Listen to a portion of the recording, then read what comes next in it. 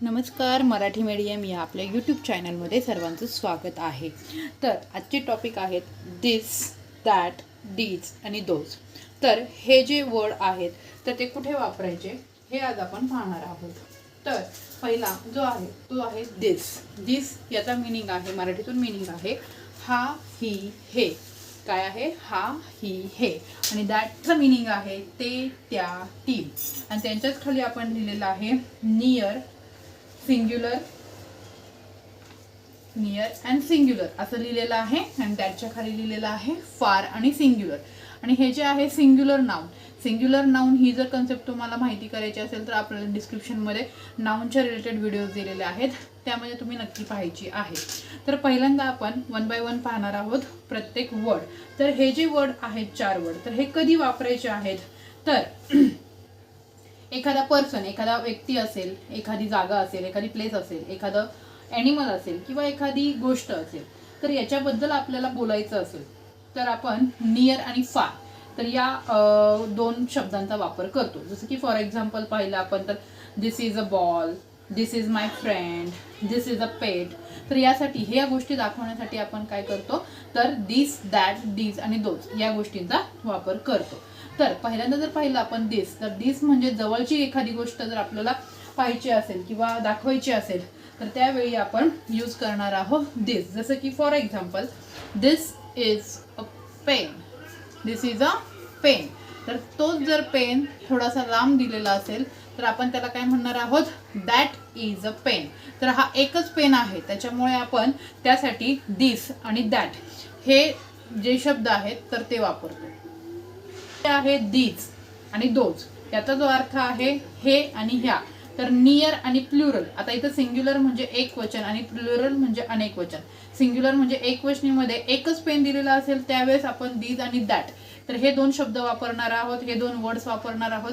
पण ज्यावेळी एकापेक्षा जास्त वस्तू असणार, पेन जर अनेक पेन दिलेले असतील त्यावेळेस आपण तिथे वापरणार आहोत दिस, दीज, दीज आर पेन्स. म्हणजे मल्टिपल असतील तर आपण तिथं काय वापरणार आहोत? आरचा यूज करणार आहोत. These are pens. Same those जर थोडंसं लांब दिलेलं असेल, लांब दाखवायचे असतील तर तिथं आपण दोज हा वर्ड वापरणार आहोत. तर डीज आणि दोज मध्ये छोट्या छोट्या गोष्टी दिलेल्या आहेत.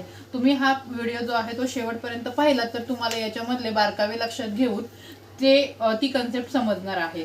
तर आपण वन बाय वन एक टॉपिक, एक वर्ड कुठे आणि कसा वापरायचा आहे हे पाहणार आहोत. याच्यामधून तुम्हाला हे शब्द कसे वापरायचे आणि कसे सांगायचे किंवा कसे बोलायचे हे तुम्हाला ह्याच्यामधून क्लिअर होऊन जाणार आहे. आणि सिंग्युलर आणि प्लुरल याच्याबद्दल तुम्हाला जर डिटेल माहिती हवी असेल तर तुम्ही मला नक्की कमेंट करा. आपण याच्यावरती देखील एक व्हिडिओ तयार करणार आहोत. आणि सिंग्युलर आणि प्लुरल तर हे 2 शब्द फक्त सिंग्युलर नाउनसाठी यूज केले जातात आणि हे दीज आणि दोज हे प्लुरल नाउनसाठी यूज केले जातात. जिथं एकापेक्षा अनेक गोष्टी किंवा वस्तू दाखवल्या जातात तिथं आपण दीज आणि दोजचा वापर करणार आहोत.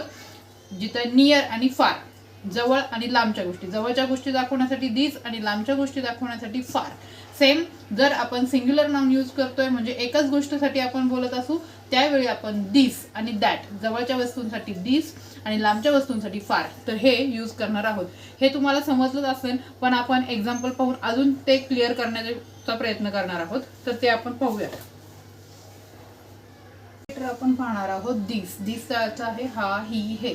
आणि दिस हे जे आहे ते नियर आणि सिंग्युलर नाउनसाठी वापरलं जातं. तर पहिले जर याचे एक्झाम्पल पाहायला गेलो तर फर्स्ट सेंटेन्स काय आहे तर दिस इज अ पेन. तर एक पेन जर दाखवायचा असेल तर आपण काय म्हणतो?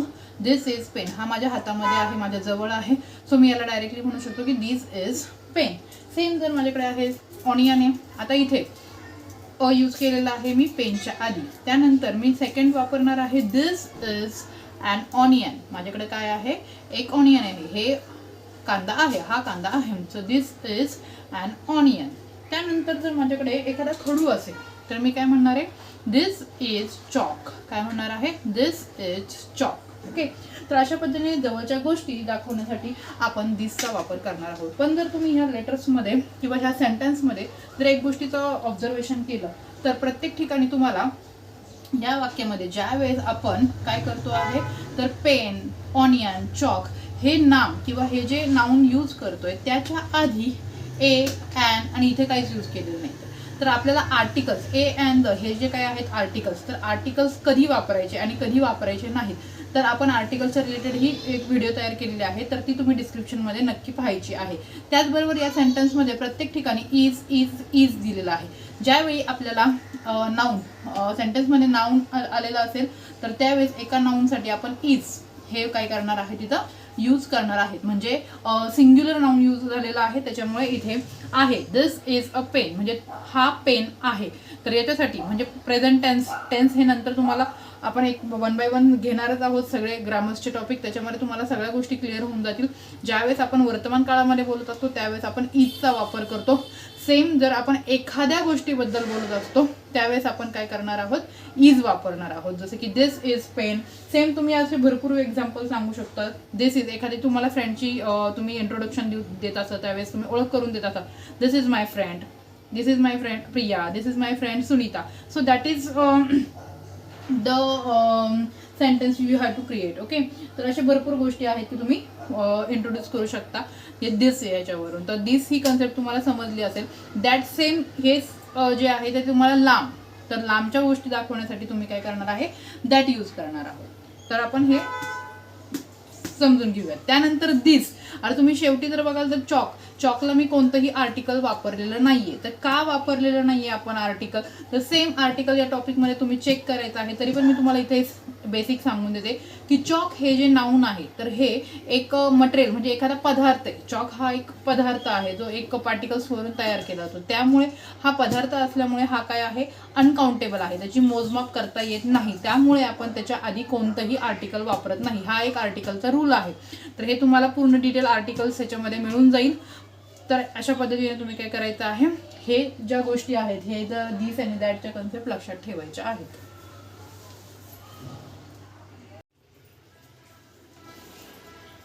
दॅट म्हणजे ते त्या ती. तर ते एखादी गोष्ट जर आपल्यापासून लांब असेल तर त्यासाठी आपण वापरणार आहोत दॅट. जसं की हा माझ्यापासून थोडा लांब आहे, सो मी काय म्हणणार आहे, that is a pen. That is a pen, तो माझ्यापासून लांब आहे त्यासाठी आपण वापरणार आहोत दॅट. सेम जर माझ्यापासून थोड्याशा अंतरावरती ऑनियन आहे तर मी काय म्हणणार आहे, that is an onion. That is an onion. Same जर माझ्यापासून थोडासा लांब अंतरावरती मी माझं चॉक ठेवलेला आहे तर मी काय म्हणणार आहे, दॅट इज चॉक. काय म्हणणार आहे, दॅट इज चॉक. तिथं अ अँड द वापरणार नाहीये. तर आपण थोड्या अंतरावरती एखादी गोष्ट असेल किंवा एखादी वस्तू किंवा एखादा व्यक्ती उभा असेल तर आपण म्हणणार आहे दॅट इज माय फ्रेंड. काय म्हणणार आपण, that is my friend, that is my school. आपण असे वेगवेगळे एक्झाम्पल इथं घेऊ शकतो. That is my friend Priya, that is my friend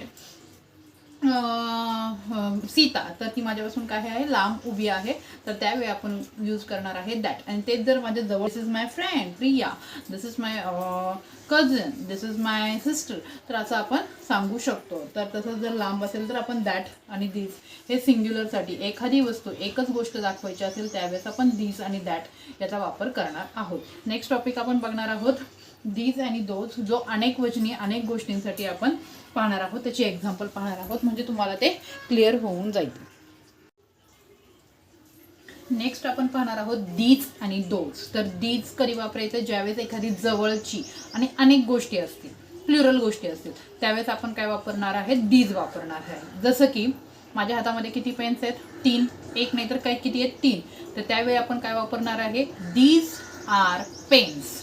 काय वापरणार आहेत, दीज आर पेन्स. मल्टिपल आहेत, प्लुरल आहेत, म्हणून आपण इथं पेनला पेन्स केलं, यस लावलेलं आहे. सेम सिंग्युलर आणि प्लुरल या कन्सेप्टमध्ये तुम्हाला कमेंट करायची आहे मला, जर याची व्हिडिओ तुम्हाला हवी असेल तर अनेक वस्तू असेल तर पेनचं काय झालेलं आहे, इथं पेन्स झालेलं आहे. तर आपण काय बोलणार आहोत, दीज आर पेन्स. सेम जर माझ्याकडे अनेक काय असतील, ऑनियन्स असतील, तर मी काय वापरणार आहे, दीज आर ऑनियन्स. काय म्हणणार आहे, दीज आर ऑनियन्स. सेम जर माझ्याकडे अनेक चॉक्स असतील तर मी इथं चॉक त्याला म्हणणार आहे की नाही, दीज आर चॉक्स. तर माझ्याकडे काय आहेत, अनेक चॉक आहेत, तर मी इथं चॉक्स म्हणू शकते का, तर इथं मी चॉक्स नाही म्हणू शकत. तर इथं मला म्हणावं लागेल, दीज आर 3 चॉक. तर आपण चॉकला चॉक्स अनेक वचनी हे लावू शकत नाही, कारण की ते मटेरियल किंवा अनकाउंटेबल काय आहे, नाऊन आहे. त्याच्यामुळे मला इतर तिथं काउंट लिहावं लागेल, किंवा मी तिथं असंही लिहू शकते, पीस ऑफ चॉक. काय लिहू शकते? Piece of chalk. तर मला इथं चॉकला चॉक्स असं म्हणता येणार नाहीये, तर मला एकतर तिथं काउंट लिहावा लागेल त्याचा, किंवा पीस ऑफ चॉक असं म्हणावं लागणार आहे. तर हे तुम्ही लक्षात ठेवायचंय. आणि जर तुम्हाला नाउन रिलेटेड व्हिडिओ हवी असेल तर आपल्या डिस्क्रिप्शनमध्ये ती व्हिडिओ तुम्ही नक्की पाहायची आहे. दोज. तर दोज कधी वापरायचा आहे? एखादी वस्तू आपल्यापासून काय आहे? लांब आहे, पण त्या अनेक वस्तू असतील तर त्या ठिकाणी आपल्याला काय यूज करायचं आहे? तर दोज यूज करायचा. जसं की आता हे पेन आहे, तर माझ्यापासून लांब आहेत, तर मी काय म्हणणार आहे ह्याला? Those are pens. काय म्हणणार आहे? Those are pens. तर अनेक पेन आहेत, माझ्यापासून लांब आहेत, म्हणून मी इथं यूज केलेला आहे दोज. तेच जर माझ्यापासून लांब थोडेसे काय आहेत? ऑनियन्स आहेत. ओके. तर आता जर आपण एखाद्या मार्केटमध्ये गेलो तर आपल्याला एखादे ऑनियन्स छान वाटत आहेत, तर आपण काय यूज करणार तिथं sentence? Those are onions so nice, so fresh असं आपण म्हणू शकतो. ओके. सो चीप असंही म्हणू शकतो. Those are onions. काय म्हणणार आपण? Those are onions. जे माझ्यापासून थोडे लांब आहेत, ते मला दिसत आहेत, छान आहेत, ते मोठे आहेत असं आपण म्हणू शकतो. So those are onions so big. Okay. असंही म्हणू शकतो. सो स्मॉल असंही म्हणू शकतो. सो आपण इथे यूज करणार आहे दोज आर ऑनियन्स. काय यूज करणार आहे? Those are onions. जर तुम्ही इथं ऑब्झर्व केलं तर दिस आणि दॅट मध्ये इज यूज केलं होतं ज्यावेळेस एक वचनी नाउन होते, पण इथं अनेक वचनी आहेत त्यावेळेस आपण काय यूज करतोय? आर. जर तुम्ही पाहिलं तर काय यूज करत आहोत?